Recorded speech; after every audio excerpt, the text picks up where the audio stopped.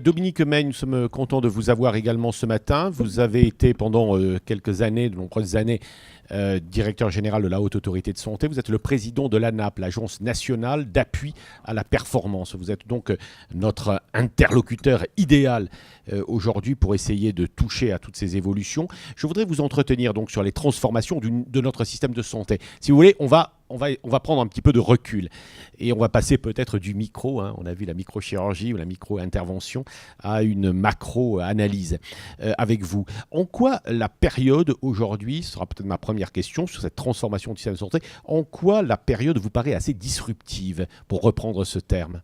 Oui, alors les ruptures, oui, c'est effectivement le mot qu'il faut prononcer aujourd'hui.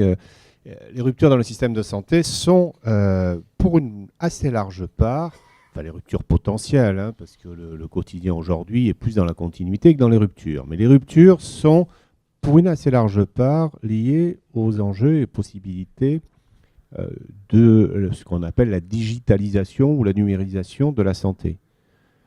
Alors, pour reprendre la métaphore immédiate qui nous est donnée, aujourd'hui, qu'est-ce qu'on voit? Il y a une situation de paradoxe dans le champ de la santé. C'est qu'il y a l'aquarium, et autour de l'aquarium, il n'y a pas grand-chose. On est un secteur, et c'est une bonne nouvelle pour Canon qui arrive dans le champ de la santé à ce moment-là. On est dans un secteur dans lequel il y a à la fois, effectivement, à l'intérieur d'un certain nombre d'enceintes ou de champs technologiques, le must de ce qu'on peut proposer, et la France, de ce point de vue-là, n'a pas à rougir en termes de capacité, d'investissement technologique, d'expertise des équipes, y compris d'ailleurs même de réseaux de prise en charge. Mais autour de ça, on est dans un sous-investissement chronique dans le champ de l'informatisation de la santé, dont l'imagerie est pour partie l'un des éléments, puisqu'aujourd'hui, ce qui compte, c'est l'intégration de l'information autour du patient, puisque comme vous l'avez dit, dans le cadre des pathologies soit chroniques, soit des pathologies complexes qui associent divers champs de spécialité, en fait, c'est l'intégration autour du patient. Et cette intégration autour du patient, aujourd'hui, elle ne se fait pas encore vraiment bien. Vous avez dans cette ville capitale qui est Paris des enceintes et des aquariums donc, technologiques extraordinaires.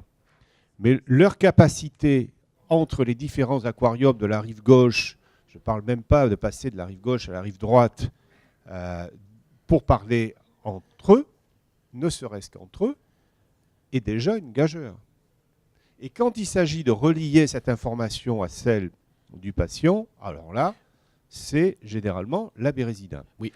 Donc, vous parlez des médecins ou vous parlez des dirigeants d'institutions? Le problème, il est général. Le problème, c'est celui de la capacité de ce système à se penser en système et en réseau et de sortir des isolats. Et donc, de ce point de vue-là, l'aquarium, il faut savoir aussi en sortir et sortir du bain pour aller voir ce qui se passe aujourd'hui dans le champ des interactions entre les différents offreurs de soins, dans la chaîne de soins, etc.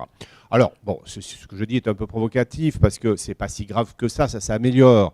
Mais quand on regarde les chiffres à plat, qui sont ceux que nous avons et qui nous sont donnés notamment par les observatoires du public, on a aujourd'hui un chiffre sur les établissements de santé qui est autour de 70% d'informatisation, mais qui recoupe des situations très hétérogènes. Bon, aujourd'hui, qu'est-ce qu'on est capable de faire? À peu près tous les établissements sont capables de faire circuler l'information de biologie.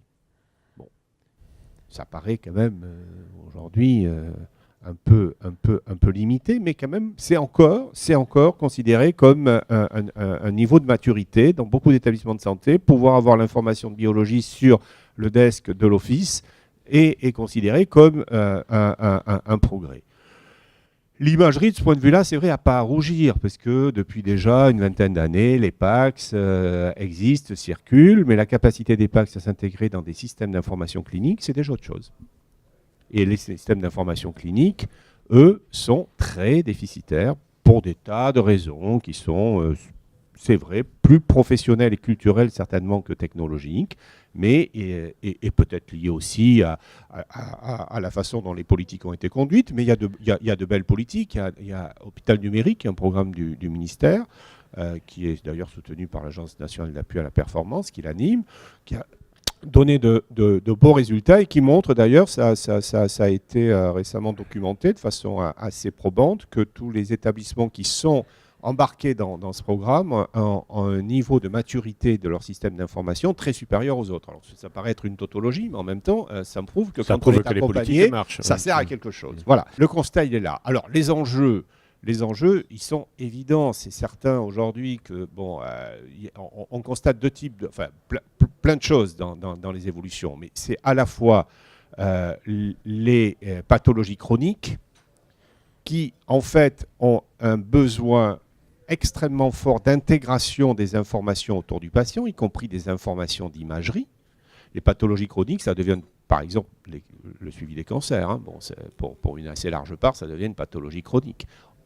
Ce besoin d'intégration de l'information autour du patient et non pas d'informations qui dorment dans des dossiers, ça, c'est un besoin vital pour la qualité de la prise en charge.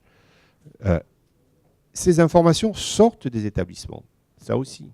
De plus en plus, justement, le parcours du patient dans ces pathologies longues, complexes, se fait de façon itérative entre le cabinet ou des cabinets ou différents niveaux de prise en charge, y compris d'ailleurs paramédicaux. Ils vont voir des kinés, ils vont voir des soignants, des infirmières, etc. Et ils vont voir leur médecin, le médecin plus ou moins référent.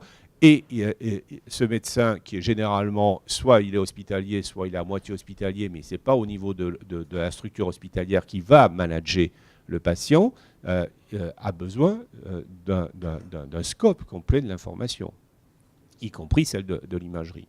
Donc là, il y a un enjeu extrêmement fort. Et cet enjeu, en plus, devient quasi populationnel. C'est-à-dire qu'on a besoin, pour faire progresser, notamment Odile a parlé de la prévention, on a besoin d'avoir des informations les plus précoces possibles pour pouvoir suivre des populations qui sont des populations dans lesquelles il y a eu des diagnostics qui ont été posés.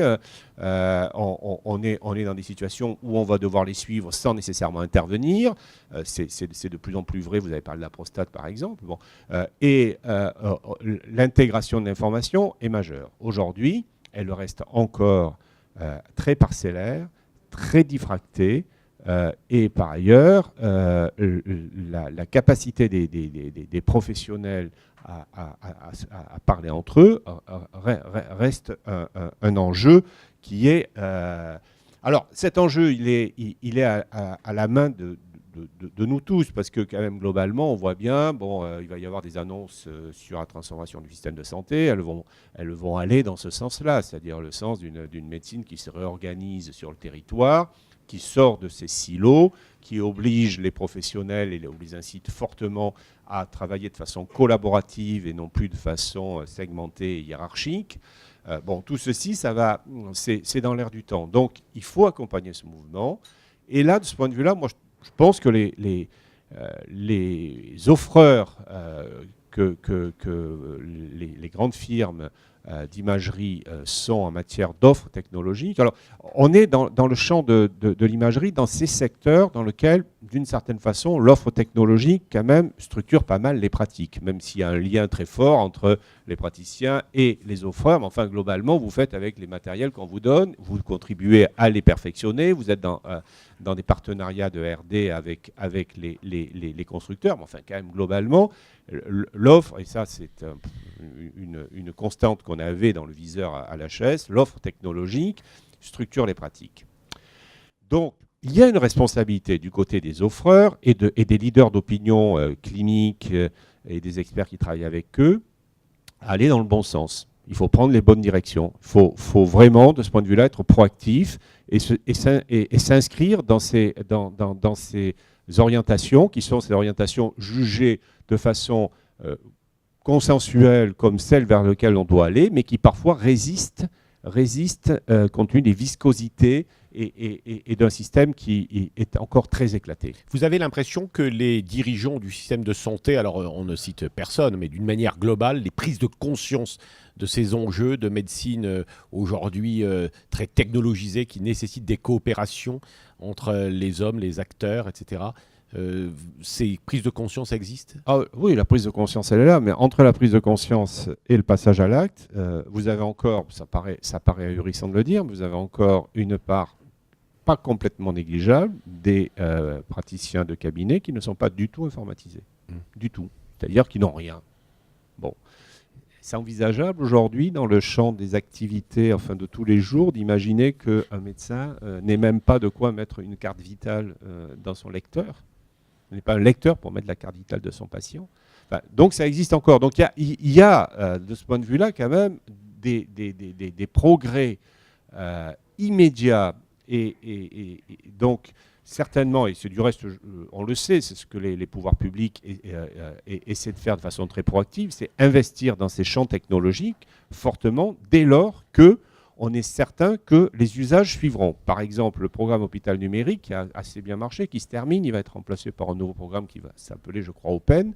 L'hôpital numérique, quel a été son modèle économique, c'est qu'il payait les établissements de santé à l'usage. C'est-à-dire qu'on devait prouver qu'on utilisait les investissements qu'on avait faits pour pouvoir être bonifié dans l'investissement. Parce que ça paraît peut-être étonnant, mais dans le secteur qui est le nôtre, il y a pas mal d'investissements qui sont rangés sur les étagères. Donc il y a vraiment ce besoin de révolution culturelle des acteurs autour de l'intégration. Et moi j'irai un peu plus loin, parce que c'est un peu la petite musique encore de l'HAS et de l'ANAP aussi, qui va certainement être portée assez fort par les ministres et le gouvernement dans la transformation du système de santé, c'est que ensemble industriels, offreurs de solutions, professionnels, il faudrait rajouter patients, mais c'est déjà un peu plus compliqué. On a une exigence qui est celle aussi d'aller vers une médecine raisonnée, une médecine pertinente. Et en imagerie, il y a quand même du travail à faire.